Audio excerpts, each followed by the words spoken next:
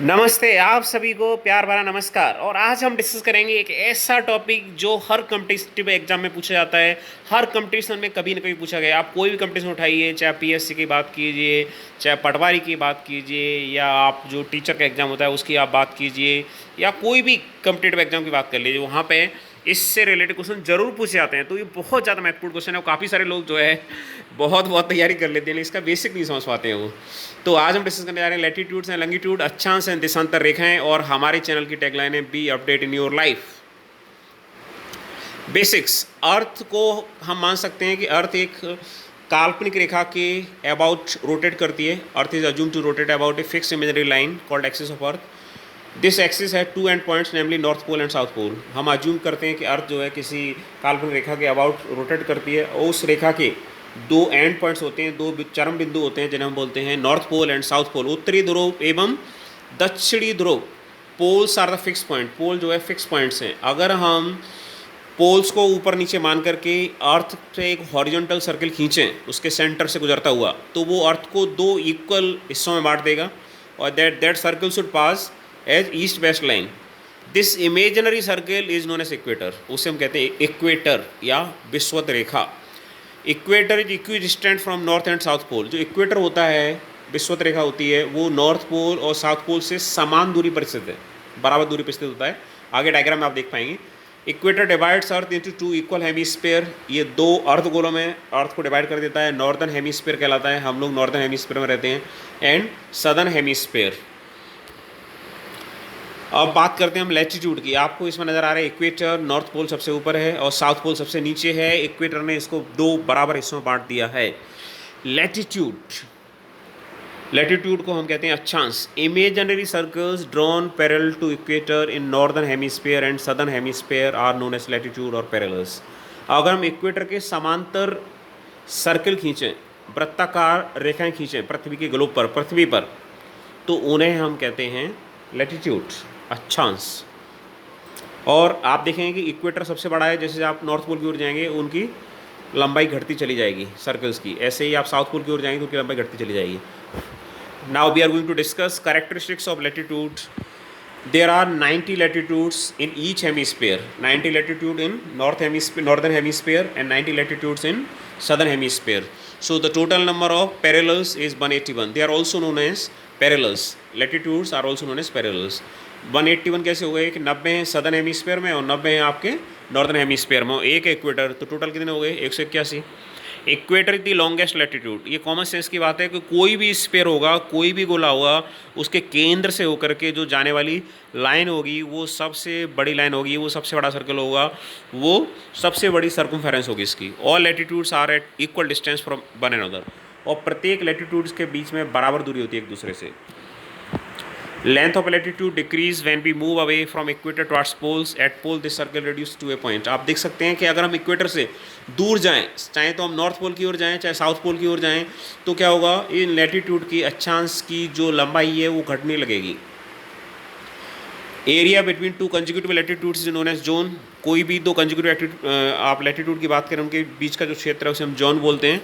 और दो consecutive latitude के बीच की जो दूरी होती है, डिस्टेंस होती है, वो है 111 किलोमीटर। दूरी बराबर रहती है सभी के बीच में। There are some important parallels, let us discuss them one by one. अब कुछ महत्वपूर्ण पैरेलल हैं जो विशेष नामों से जाने जाते हैं, उनको हम वन बाई वन डिस्कस करने वाले हैं।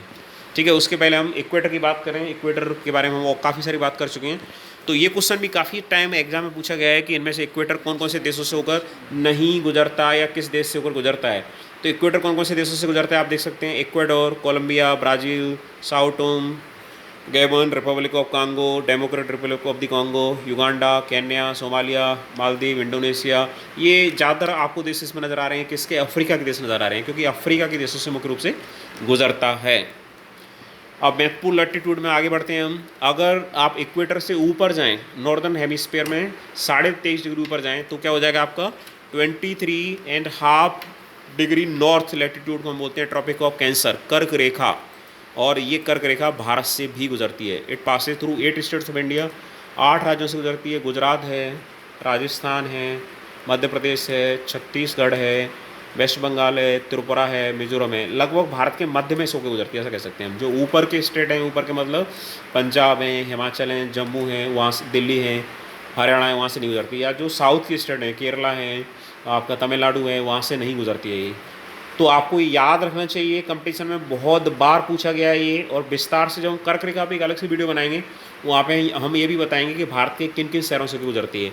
अब हम बात करें उन देशों की जहाँ से होकर ये गुजरती है। It also passes through the countries like Bahamas, Mexico, Taiwan, China, China आप जानते हैं अच्छी तरह से, Myanmar, Bangladesh, India, Oman, Saudi Arabia, Egypt, Libya, Algeria, Mali, अन्य देशों से, वेस्टर्न सारा से होकर के ये गुजरती है। चलिए, तो ये बात हुई ट्रॉपिक ऑफ कैंसर की।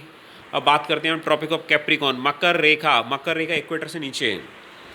तो मकर रेखा कहाँ से गुजरती है? It passes through the countries like Argentina, Australia, Brazil, Chile, Madagascar, Mozambique, Namibia, Paraguay, उन देशों से होकर गुजरती है। और 66.5 डिग्री नॉर्थ जो लैटिट्यूड है उसको हम बोलते हैं आर्कटिक सर्किल, जो आपको ऊपर नज़र आ रहा है, आर्कटिक सर्किल कहलाता है। और 66.5 डिग्री साउथ जो लैटिट्यूड है उसे हम बोलते हैं एंटार्कटिक सर्किल। अब है longitudes.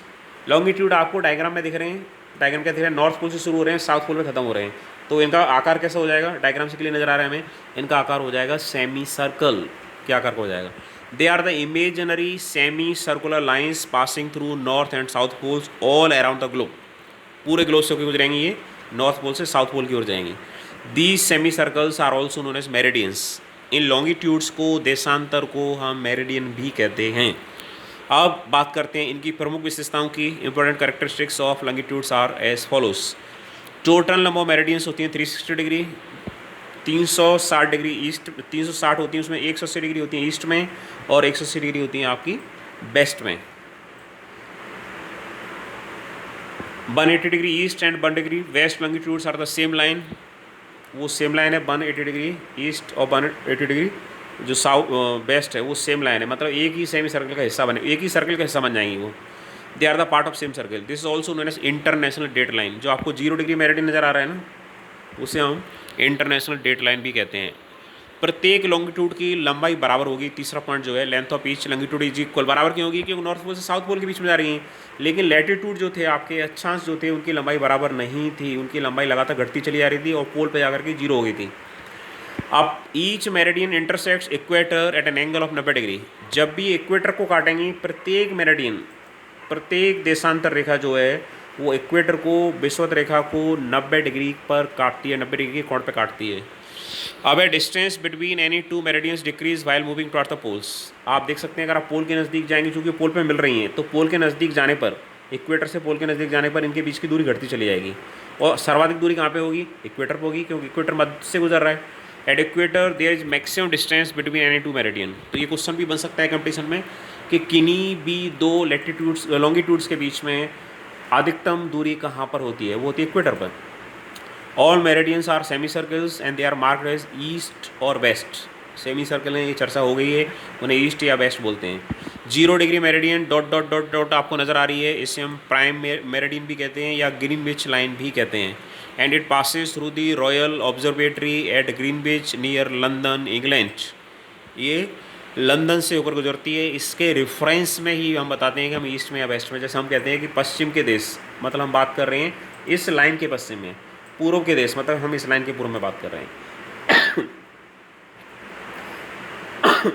Last note, network form by the parallels and meridians is known as grid.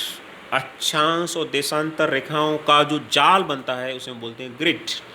A place can be located with the help of latitude and longitude passing through it. किसी भी स्थान को अगर हमें बताना है कहाँ पर स्थित है, तो हमें उसके लॉन्गिट्यूड और लैटिट्यूड बतानी होंगी, अक्षांश और देशांतर रेखाएं बतानी होंगी, तो हम बता देंगे कि ये देश कहाँ पर स्थित है। ये लंदन से ईस्ट में है, वेस्ट में है, जो आपका इक्वेटर है उसके ऊपर है कि नीचे है। अब बात फिर से एक बार इक्वेटर पर आ गई है लास्ट नोट में। Equator divides Africa continent almost into 2 equal parts. ये अफ्रीका महाद्वीप को लगभग 2 बराबर हिस्सों में विभाजित करता है। एकदम बराबर हिस्से नहीं है, ये ध्यान रहे, एकदम बराबर नहीं मान लेना आपको। ये क्वेश्चन भी कंपटीशन में पूछा गया है कि इक्वेटर किस महाद्वीप को दो बराबर हिस्सों में बांट देता है? चूँकि इक्वेटर पे सबसे ज़्यादा गर्मी पड़ती है, इसलिए अफ्रीका के अंदर बहुत ज़्यादा गर्मी है मित्रों, उसे कोल्ड ड्रिंक पिलाने की आवश्यकता है। अब latitude and longitude of India आपको नज़र आ रहे हैं, ये लगभग 20.5 डिग्री नॉर्थ, मतलब हम इक्वेटर से 20 डिग्री नॉर्थ में हैं, और 78 डिग्री या 79 डिग्री ईस्ट, मतलब लंदन से हम बात करें तो 78 डिग्री ईस्ट में है। While that of London, London की ये जो है वो है 51 डिग्री नॉर्थ, लंदन थोड़ा और ऊपर हो गया है तो वहाँ पे ठंड ज़्यादा होगी। नॉर्थ में जैसे जैसे आपका लैटीट्यूड बढ़ता जाएगा तो वही ठंड तो बढ़ती चली जाएगी। और वेस्ट में नहीं है ये मेरिडियन, चूँकि लंदन के पास से गुजर रही है, इसलिए लगभग 0 degree west. Thank you very much friends for watching this video. Please like, comment and share this video. You are also requested to subscribe this channel.